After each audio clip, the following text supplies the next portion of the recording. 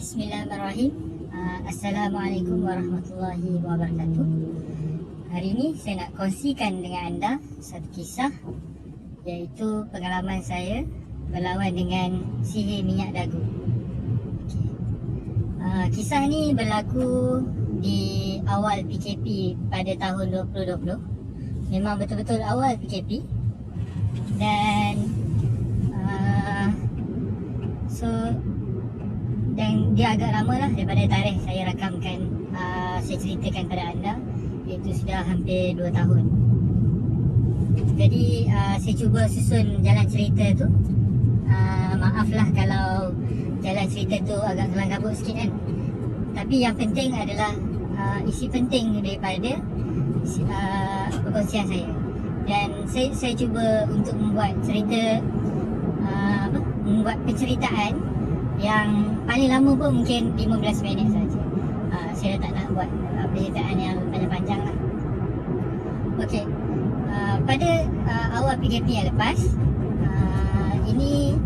sihir ini kena pada saudara yang dekat dengan saya, iaitu Tok Cik. Tok Cik saya lah. Dia atuk, dia pangkat atuk, Tok Cik saya. Okey, biasanya Tok Cik saya ni umur dia dah 80-an. Dan dia sihat macam biasa lah. Maksudnya petang-petang boleh, untuk pengetahuan, Tok Cik saya ni dia duduk sorang-sorang. Jadi anak dia selalu balik lah. Jadi isteri dia sudah 10 tahun meninggal, dan dia hidup seorang. Dan anak dia pergi bekerja lah. Dan anak dia memang sangat rajin balik, dekat je kan. Cuma dia suka biasalah orang tua kan, dia suka duduk rumah dia. Jadi di awal PKP tu, tiba-tiba Tok Cik ni dia ada mengadu lah kepada pakcik-pakcik lain. Dia mengatakan, untuk lebih jelas lagi, sebenarnya Tok Cik saya ni dia seorang yang berharta. Maksudnya dia banyak tanah. Dia orang yang sangat-sangat simple, sangat humble. Seorang yang soleh. Kalau solat selalu awal waktu. Kalau di akhir usia pun memang selalu solat tahajud lah kan. Dia tak ada buat apa sangat kan. Jadi dia tidur awal, dia bangun awal. So dia solat tahajud lah. Jadi Tok Cik saya ni, di akhir usia dia tiba dalam keadaan sihat kan. Dia dah sihat. Dia biasalah, kadang-kadang demam kan, tapi kebanyakannya dia sihat. Sihat macam biasa. Sihat cara orang 80-an lah, umur 80 lebih. Dan tiba-tiba dia demam. Macam tu lah. Sebelum dia demam, dia ada mengaku lah, dia ada berceritakan pada pakcik-pakcik yang dia selalu terfikir pasal harta dia. Kalau tidur malam rasa tak tenang, rasa terfikir-fikir kan. Jadi dia nak bahagi, sebab dia ada anak-anak. Anak dia ada 5 orang. Jadi dia terfikir-fikir nak bahagikan harta, macam tak selesai lagi. Macam tu lah. Yang ni harta siapa, dia nak bagi kan. Dia punya tanah-tanah tu lah kan. Dia terfikir-fikir. Sedangkan harta-harta semua tu dia dah selesai lah. Maksudnya dia dah tukar nama siap-siap lah. Setahun 2 tahun sebelum ni kan, dia dah selesai lah. Okey, anak ni ambil tanah ni, anak ni dia dah bahagi dah dia punya harta pusaka dia siap-siap. Jadi dia tak nak anak-anak dia bergaduh lah. Jadi sebab anak-anak dia pun memang bagus-bagus kan. Jadi jadi bila dia terfikir-fikir pasal tanah tu kan, dia adalah mengadu pada pakcik-pakcik. Apalah dah serabut sangat ni, dia kata kan. Jadi lepas tu tiba-tiba dia jatuh sakit lah. Dia demam. Dia terlantar, demam lah. Nampak macam demam, terlantar, tidur je kan. Jadi kebetulan ketika itu awal PKP. Kan sebelum PKP tu kan cuti sekolah. Jadi ramai anak-anak dia yang balik kampung. Cucu-cucu dia balik kampung kan. Jadi dijadikan cerita, anak ni dia jadi kereta Tok Cik saya ni, dia sakit. Tiba-tiba teruk sangat sakit dia. Kali ni lain macam. Kan jadi anak tok cik tu anak dia yang sulung tu panggil ustaz, seorang ustaz dekat kampung tu tanya, ustaz, kenapa ayah saya ni dia sakit tiba-tiba macam ni, nampak teruk sangat ni kan. So ustaz kata dua benda. Di antara mungkin dah nak dekat sampai ajal atau sihir. Macam tu lah ustaz tu kata kan. Jadi ketika tu memang tak ada seorang pun suspek benda ni adalah sihir. Tak ada seorang suspek. Sebab ingat ke demam. Demam lah. Jadi saya pun ada ziarah juga. Memang dia pejam mata, dia tidur kan. Jadi ada cucu dia yang duk urut kaki lah kan. Selalu dia memang sangat-sangat ramah. Jadi saya pun balik lah. Okay. Ni dijadikan cerita. Last kali sebabkan dia teruk sangat, dia tak makan, dia tak minum, dia tak lalu makan kan. Dia nampak kurus sangat kan, tak larat. Jadi anak dia hantar ke hospital lah. Panggil ambulans, semula datang, pergi hospital. Jadi bila first day masuk hospital, alhamdulillah masuk air kan, masuk air 2 paket. Dia dah boleh duduk minum. Tentu dah PKP. Memang untuk masuk ke hospital sangat-sangatlah terhad, tak boleh ziarah. Dan kita tak boleh ziarah dan hanya seorang je wakil boleh masuk bergili-gili. Memang sangat strict lah ketika itu. Jadi saudara-saudara jauh memang nak ziarah tak boleh. Saudara dekat saja boleh. Tapi alhamdulillah saya dapat masuk juga. Jadi ketika saya masuk tu kan, saya jumpa tok cik saya cuba bacakan ayat kursi kat dia. Saya pegang dada dia, saya baca ayat kursi. Pegang perut dia lah baca ayat kursi. Lepas tu saya niatkan kalaulah ada sebarang gangguan atau sihir ataupun kalau ada penyakit, ya Allah sembuhkan. Kalau ada gangguan, keluarkan dia. Tunjukkan tanda-tanda kalau ada gangguan lah. Sebab ni tok cik saya ni memang saya sangat sayang lah. Sebab dia sangat baik. Jadi waktu saya bacakan ayat kursi tu, dia dah menunjukkan simptom. Ketika tu dia awal-awal kan dia, waktu dia masuk ke air tu dia sedar. Lepas tu dah tak sedar balik. Dia macam lali, pejam mata. Tapi tangan gerak-gerak sikit kan. Tapi bila saya bacakan ayat kursi, pegang pada perut dia, dia agak gelisah tau. Dia agak gelisah. Tangan dia agak lebih aktif kan. Nampak tangan dia cuba nak tepis-tepis tangan saya dengan keadaan tak larat tu. Jadi saya agak lama juga saya rasa saya baca 40 kali ayat kursi pada sambil pegang kat perut tu lah. Jadi agak lama sehinggalah selesai bacaan tu. Dan sekali barulah saya balik. Okay. So ganti dengan orang lain lah, anak cucu dia yang menjaga lah. Jadi ketika itu cucu dia ni, dia ketika itu waktu di rumah tu kan, ada cucu dia yang tiba-tiba kali pertama kan, selepas 2-3 hari dia di hospital, ada cucu dia yang kerasukan, dirasuk. Maksudnya ni lah. Jadi bila kerasukan, apa yang bila berkomunikasi, jin tu kata, aku nak tanah ni kan? Aku tak kira, aku nak tanah ni juga, dia kata kan. Ni aku nak, ni tanah aku, ni tanah aku nak tanah ni kan, dia kata kan. So jin tu dia minta dalam gangguan tu kan, maksudnya ahli sihir tu berkomunikasi melalui jin di dalam badan anak cucu dia, iaitu dia nak tanah yang mereka tinggal. Dan kalau untuk pengetahuan, so tanah tu sebenarnya dia macam orang kampung kan, tanah perkongsian, kongsi geran kan. Jadi tok cik saya ni dalam tu mungkin ada dalam 10 keluarga, dan 70% adalah tanah pakcik tu, adalah tanah tok cik saya kan. 70%. Jadi lagi 9 orang tu dia berkongsi pada 30%. Dia orang kecil-kecil je, memang tanah dia memang besar. Dan tanah dia sangat-sangat strategik di tepi jalan kan. Jadi ataupun 80% tu tanah dia memang luas. Tapi buat macam mana kan, kongsi geran. Tapi cukai tok cik saya seorang je bayar. Orang lain tu buat kering kan, buat tak tahu je kan. Itu masalah dia. Dulu waktu tok cik saya hidup tu memang berkali-kali dia nak pecah grant. Buatlah macam mana, bayar macam mana pun dia nak pecah grant. Tapi anak-anak tak setuju lah sebab dia akan bergaduh sesama jiran.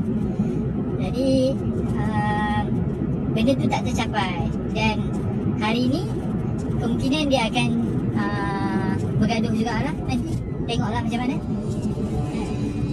Jadi bila saya dah detect ada gangguan, jadi ketika tu saya blend air limau nipis, blend kan, buah-buah limau saya blend, saya letak dalam botol dan saya bacakan Al-Fatihah, ayat kursi 3 kul kan.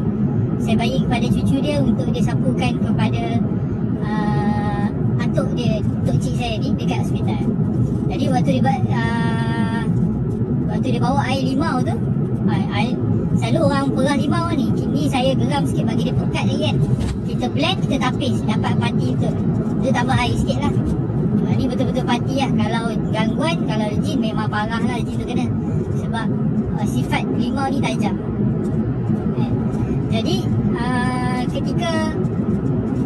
Jadi bila cucu dia ni pergi untuk bawa air limau tu kan, nak sapu kat badan, rasa dia sapu sikit saja pada perut pakcik tu, tok cik saya ni. Dia sapu sikit, lepas tu dia rasa macam sejuk tangan dia, naik sejuk kat badan. Tangan sapu kan, sejuk tu naik sering. Dia kata bulu roma sering, dia kata bulu roma dia dah naik. Jadi dia pun dah lah, dia pun dah tak sapu lah.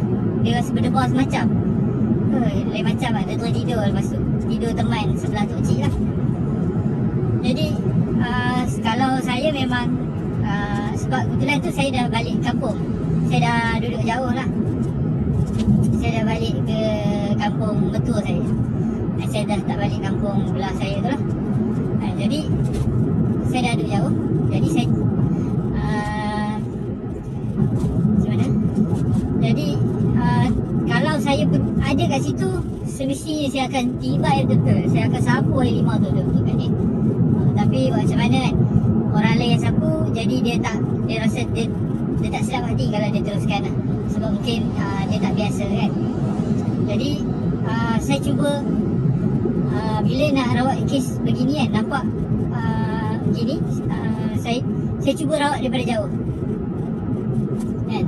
Iaitu saya panggil kawan saya ni untuk jadi seorang kawan, untuk menjadi perantara, iaitu kita akan tarik jin tu kat badan orang kawan saya ni dan saya akan berkomunikasi dengan dia kan.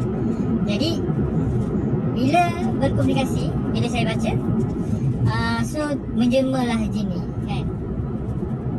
So dia agak kuat tau. Jin kali ni memang menjadi kenangan jugalah kan. Iaitu selalu jin ni bila dia masuk dalam fizikal manusia, dia tak adalah kuat sangat kan.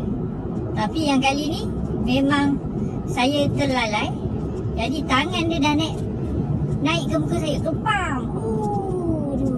Kuat pula dia tampar dia tu kan. Ingat lagi, yang itu first time selalu kalau tampar pun macam tu lah, macam tu kan. Kali ni kena perpang, laju tangan ni. Agak kuat lah. Maksudnya jin ni sini dia agak kuat. Jadi walaupun kuat, jadi bila dia dah bersifat sihir yang memang menyerang untuk membunuh seseorang, jadi mood saya bukan lagi dan dia pun sangat kasar dan biadab. Jadi saya punya mood bukan lagi nak, kalau dakwah pun dia dah set untuk berperang. Jadi saya memang dah set untuk saya akan belasah dia habis-habisan, dan kalau lah perlu saya membunuh dia, saya akan bunuh dia kan? Jadi ketika proses untuk membelasah dia tu kan, dia just sakit sikit-sikit je. Ini di antara pengalaman jin yang kebal lah. Dia ada dia mengamalkan satu ilmu yang menyebabkan dia kebal. Dia kebal dan dia susah nak cederakan dia.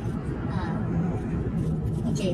Ketika saya merawat kes ni, saya sangat yakin pasti boleh rawat. Pasti kan. Jin ni macam mana pun sihir hebat macam mana, dia mesti kalahnya. Dia mesti ada witness. Yang tak ada witness adalah Tuhan yang Maha Kuasa je.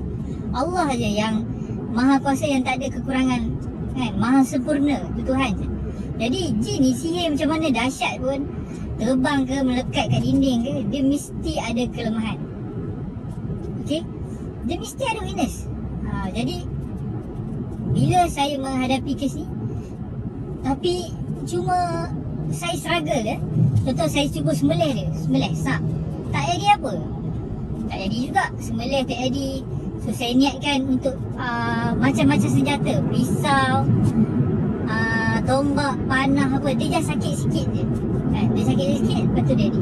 Dia sakit sikit, lepas tu dia belah kan. Maksud dia tak level mati kan. Sakit pun tak sakit sangat pun, ataupun dia dah penat kan tu kan, kita dah belasah dia. Yang geramnya sebab serangan yang saya buat pada badan sakit tu adalah untuk membunuh, tapi dia hanya tercedera kan. Dia tercedera, kita belasah dah macam-macam cara senjata ni, sampai dah pakai mesin potong pokok yang grinder lah saya pakai, macam-macam idea datang macam tu kan. Tak jadi, tak putus-putus. Potong tangan tak putus, semua dia just sakit saja. Bila dia dah lemah, dia keluar, jadi kawan saya termuntah. Esok datang lagi, rawat lagi, ada lagi, sihat balik kan. Dia boleh sihat balik tu sihir ni. Jadi ber-3 hari juga terbuntu-buntu fikir apa nak buat ni kan. Jadi saya ada juga waktu saya belasah dia dah agak lemah kan. Saya tanya dia, kau ni amalkan sihir apa ni? Ilmu apa kau amalkan ni? Jadi dia jawab, dia kata dia amalkan sihir minyak dagu kan. Minyak dagu mayat tu dia bakar, dia dapat minyak tu. Nampak tak? Minyak dagu ni adalah sihir kan. Orang yang mati, dia keluarkan balik, dia bakar dagu tu dan hingga mengeluarkan minyak.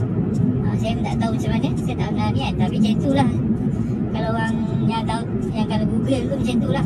Saya Google lah bila dia cakap minyak dagu tu kan.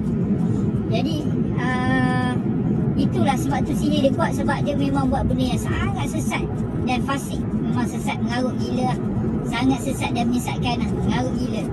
Sebab tu sihir kuat. Dia makin mengarut, makin sesat, makin kuat lah sihir dia. Okey. Jadi jadi ketika itu saya fikir, benda apa yang sihir apa yang kebal. Macam mana nak lawan, apakah pantang benda yang kebal. Sehinggalah ketika tu benda apa yang kebal kan. Benda apa yang kalau kita potong dia boleh cantum balik muka. Itu saya fikir. Jadi dia mesti ada jawapan. Dia macam teka-teki tau, kita merungkai satu masalah. Jadi idea yang melintas kepala saya ketika tu, saya terbayang, okey, dalam drama TV, movie kan, ada binatang yang kalau dia luka dia boleh recover. Ada cerita hantu yang kalau luka dia boleh recover, iaitu vampire. Macam cerita Mak Saleh vampire kan. So vampire ni kalau dia nak lawan, dia pakai apa? Kalau dia lemah, dia bawang putih dengan silver, dengan timah kan, peluru daripada timah kan. Macam tu kan. So dia akan terbakar. Jadi dalam kes ni jadi saya mana timah mustahil lah saya dapat kan. Kebetulan kat kampung ni tu ada, walaupun tok cik tu dekat hospital sana, saya dekat rumah kampung saya ni struggle nak rawat dia. Sebab saya dah tahu kes ni agak berat. Ketika tu PKP pula, mungkin susah nak cari perawat kat sana. Jadi saya rawat sebab saya sangat sayangkan tok cik saya ni.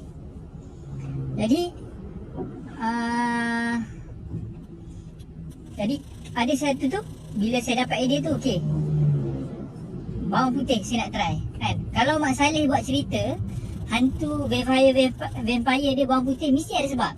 Kenapa budaya tu ataupun mentaliti tu ada di barat kan. Ada satu ilmu sihir, kalau dia kebal, potong boleh cantum balik.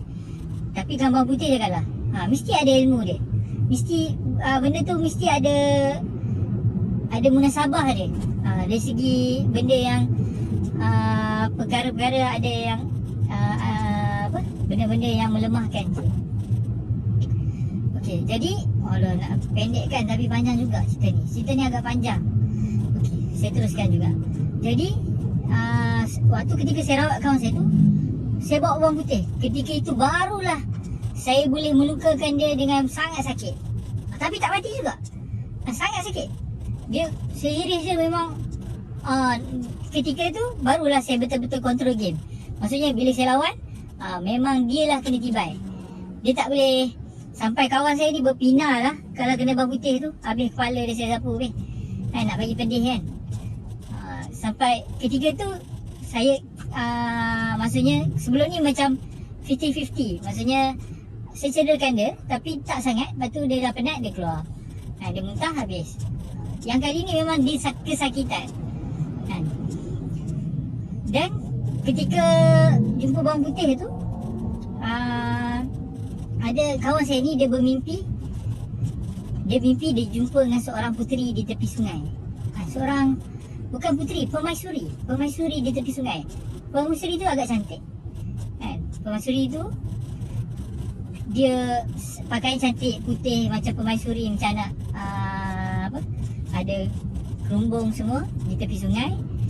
Dia memang karakter seorang permaisuri. Dan ketika dia jumpa kawan saya tu, dia berbicara tentang, saya tak ingat dia cakap apa kan. Dia kata, okey, dia kata, kau nak tak aku beri kau ilmu?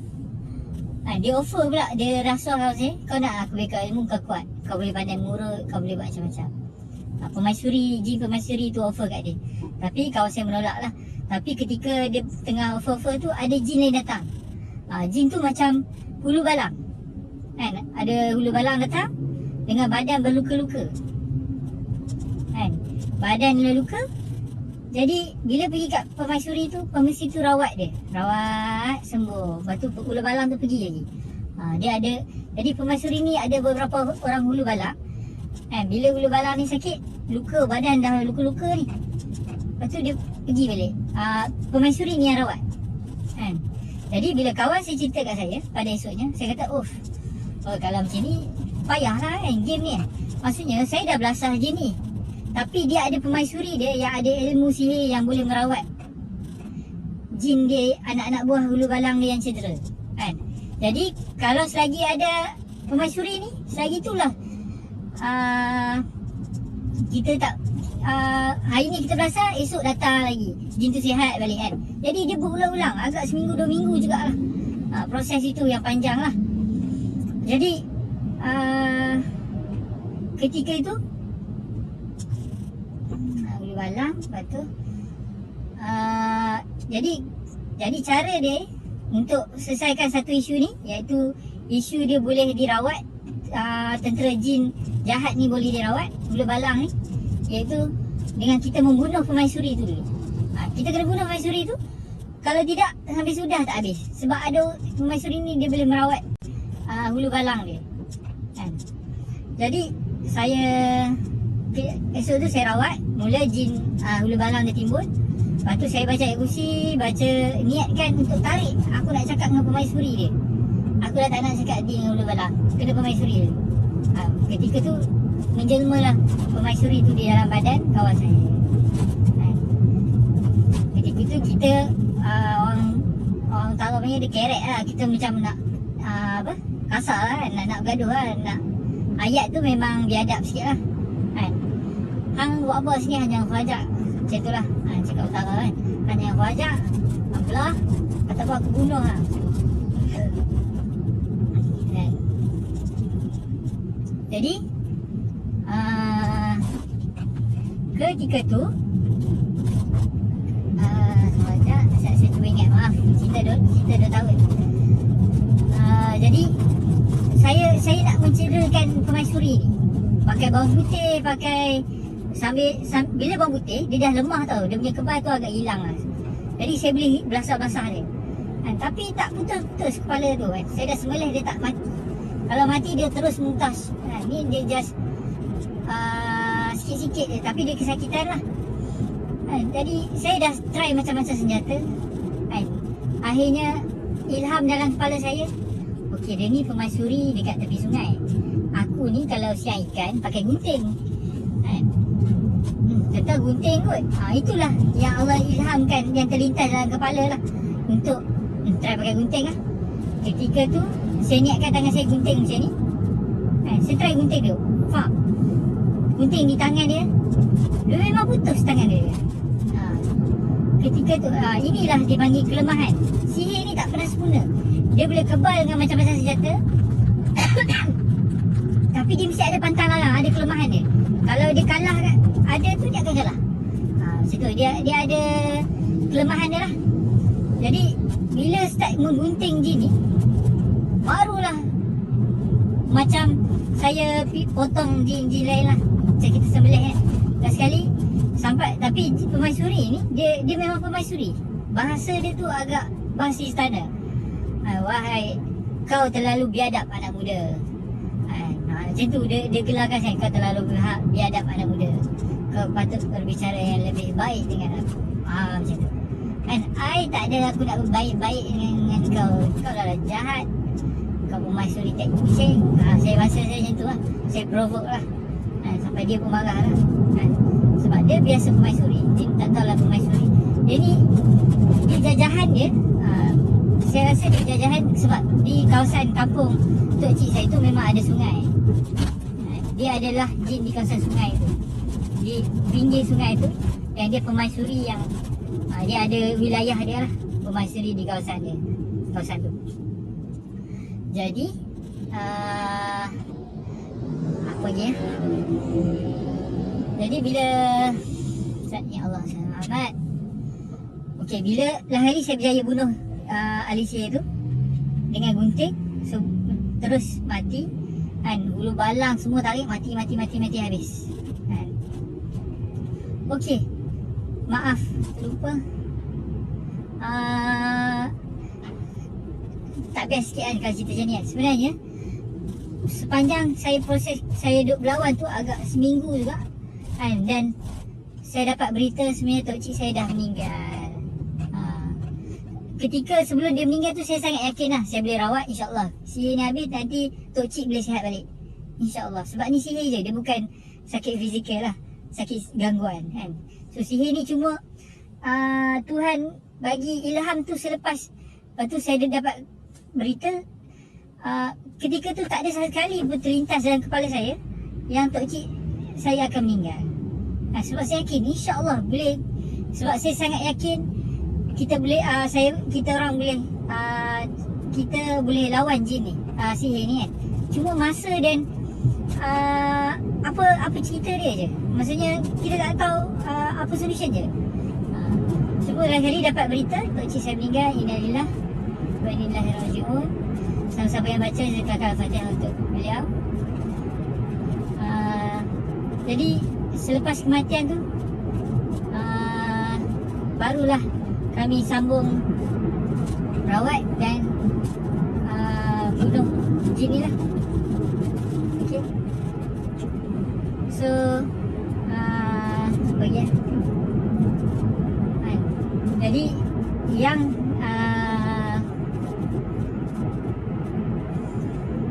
apa dia,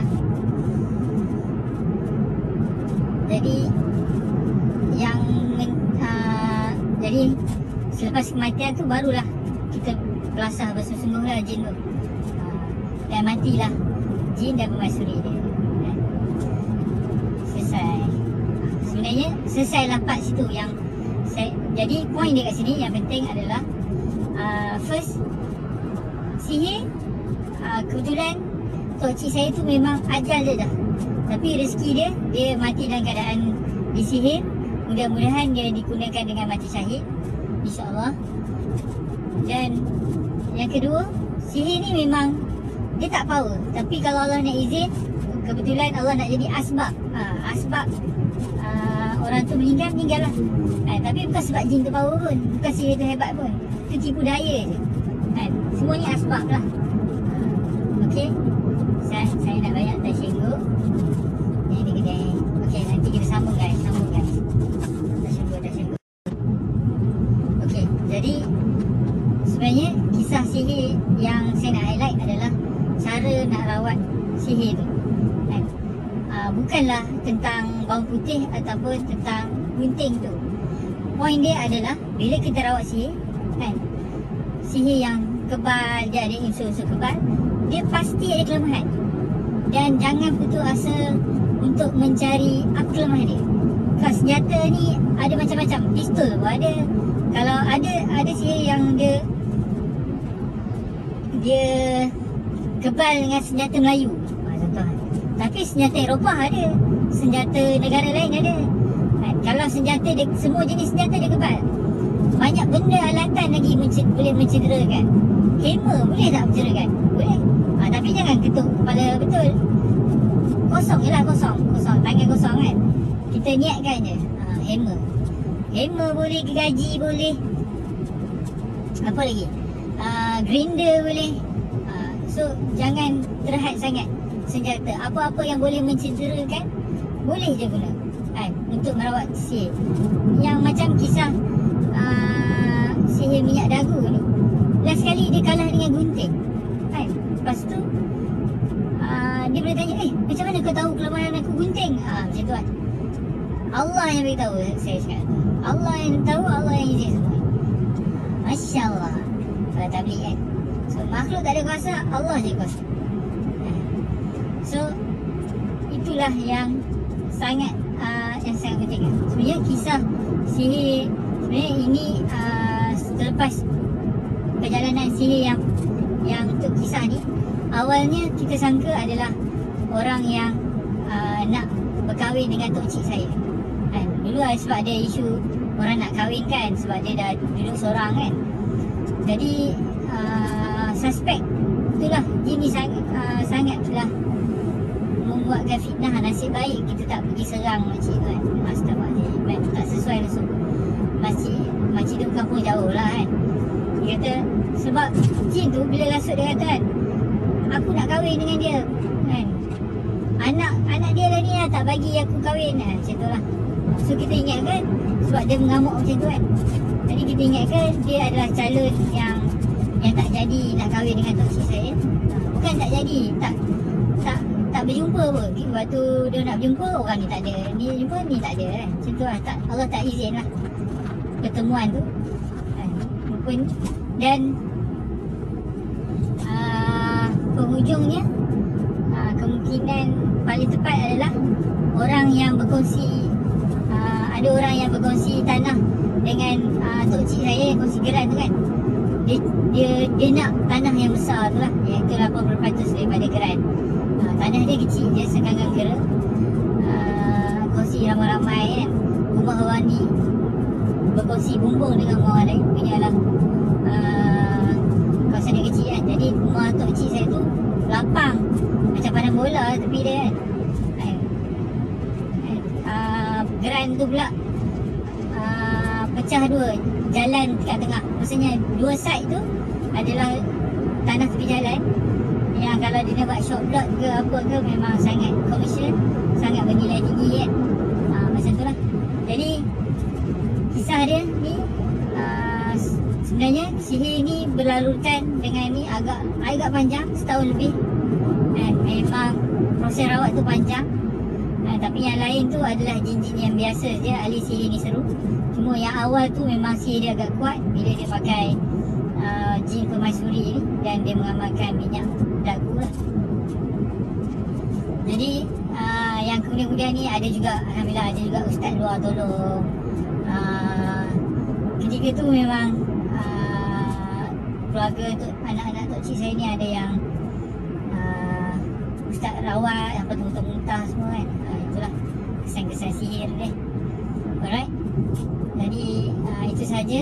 Semoga kisah ini mendapat idea kepada perawat atau perawat yang baru ataupun kepada pesakit. InsyaAllah saya kongsikan cara saya rawat, iaitu saya bacakan ayat kursi. Ketika ayat wala ya'uduhu khizzuhuma tu, saya niatkan apa saja. Kalau saya nak sembelih, saya niatkan tangan saya dipisah. Kalau saya nak hantar jin tu ke kampung jin Islam, saya niatkan pakai niat ni.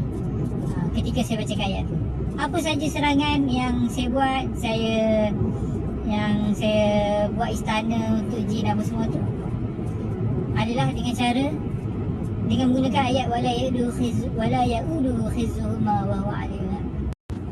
Okey, itu saja perkongsian, semoga memberi manfaat pada anda semua. Bye bye.